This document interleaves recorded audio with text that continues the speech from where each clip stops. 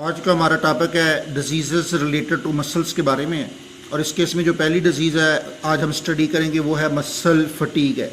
Muscle fatigue एक ऐसी हालत है, स्टेट है, फिजियोलॉजिकल इनएबिलिटी टू कंट्रैक्ट, जिसमें मसल में कंट्रैक्शन की अहलियत नहीं रहती।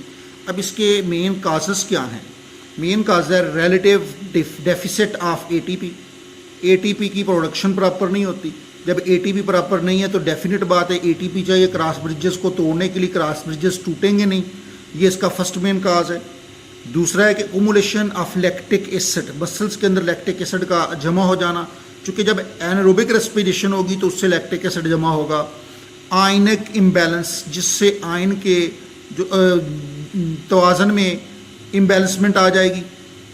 अब लैक्टिक एसिड जब मसल में जमा होगा तो ये एक्सट्रीम फटीग का बायस बनेगा। इसको तोड़ने के लिए ग्लूकोज की ज़रूरत होती है और ये ग्लूकोज लैक्टिक एसिड को किस में कन्वर्ट कर देगा? लैक्टिक एसिड को ग्लूकोज में कन्वर्ट कर देगा। अब लैक्टिक एसिड के जमा होने की वजह से मसल की पीएच ड्रॉप हो जाएगी।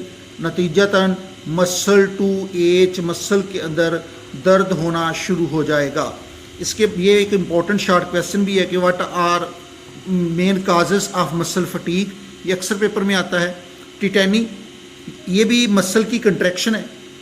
ये किसकी वजह से होती है? इसके मेन काज हैं low level of calcium ions in blood की वजह से होती है।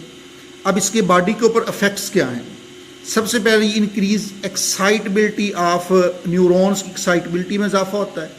मतलब न्यूरॉन जो है अपने मैसेज को ज़्यादा से ज़्यादा पहुंचाना शुरू कर देते हैं मसल्स तक, लेकिन मसल की कंट्रैक्शन नहीं होती। मसल सेंसेशन को लॉस कर देता है, रिस्पॉन्ड करना बंद कर देता है। मसल ट्विचेस, मसल में खंचाव होगा, एंड कन्वल्शन, और फिर ये खंचाव जो है वो बार बार होता रहेगा।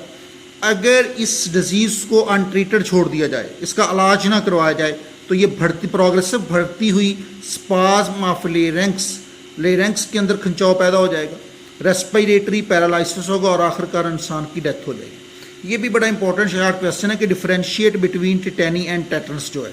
अब इसके बाद टेटनस क्या है? ये एक एक्यूट इन्फेक्शियस डिजीज़ है जो क्लोस्ट्रीडियम टिटैनी की वजह से होता है। क्लोस्ट्रीडियम टिटैनी की वजह से होता है। अब इसके बॉडी के अंदर क्या इफेक्ट्स हैं? Persistent painful spasm of some skeletal muscle जो हैं उनमें मुसलसल तनाव आ जाता है। और इसका आगाज़ किससे होता है इन स्केलेटल मसल के तनाव का?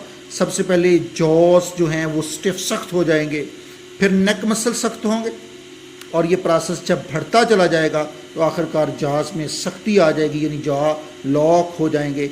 इससे भी मौत हो सकती है रेस्पिरेटरी फेलियर, यानी सांस लेने के नाकामी की वजह से। अब अगर हम बात करें, अगरचे ये डिज़ीज़ डेवलप कंट्रीज़ में बहुत कम है, लेकिन टेटनस एक मेजर किलर डिजीज़ है। किस कंडीशन में? डेवलपिंग कंट्रीज़ में जो 40% मॉर्टेलिटी रेट है वो टेटनस की वजह से ही होता है।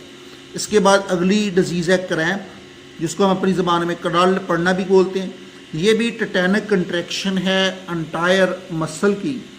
अब इसका ड्यूरेशन जो है चंद सेकंड से लेकर कई घंटों तक मसल में कंट्रैक्शन होती है। असरात क्या हैं? Causes muscle to become taut, मसल में तनाव आ जाएगा, दर्द होगा, और ये ज़्यादातर थाई के मसल में होता है और उसके साथ साथ जो है हिप मसल में। अब होता कब है? यूजुअली रात के वक्त होगा या एक्सरसाइज, क्यों? चूँकि ये ब्लड में ग्लूकोज के लेवल कम होने की वजह से होती है। तो as you know it, exercise के बाद ब्लड में ग्लूकोज की मिकदार कम हो जाती है। रात को जब लेट नाइट होगी तो उस वक्त चूँकि ग्लूकोज कंज्यूम हो चुका होगा तो ब्लड में ग्लूकोज की मिकदार कम हो जाती है। अब इसके मेन काजेस क्या हैं?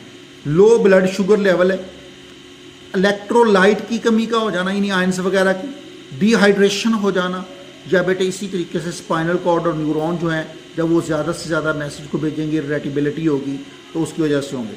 इसके बाद आज का हमारा लास्ट टॉपिक जो है वो अरेंजमेंट ऑफ जो है स्केलेटल मसल है, मूवमेंट ऑफ स्केलेटन के लिए। सबसे पहले हम बात करते हैं कि स्केलेटल मसल के बेसिकली 3 पार्ट्स होते हैं। फर्स्ट पार्ट को ओरिजिन का नाम देते हैं। ओरिजिन वो मसल का एंड होता है, वो सिरा है जो कि अटैच होता है इमूवेबल बोन, यानी ऐसी बोन के साथ जो हरकत नहीं करती। इसके बाद दूसरा पॉइंट है इंजर्शन। ये मसल का वो सिरा है जो अटैच होता है मूवेबल बोन के साथ, ये दूसरा पॉइंट है।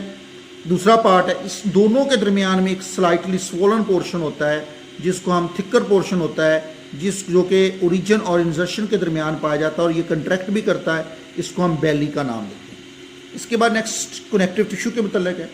अब कनेक्टिव टिश्यू का काम क्या है कि ये दो टिश्यू को आपस में जोड़ती है, बॉडी की पोजीशन को मेंटेन करना और बॉडी के कई आर्गन्स को आपस में जोड़ती है।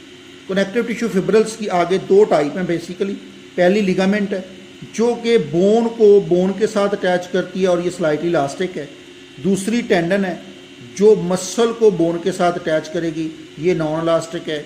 इन दोनों में भी अक्सर डिफरेंस पेपर में आ जाता है।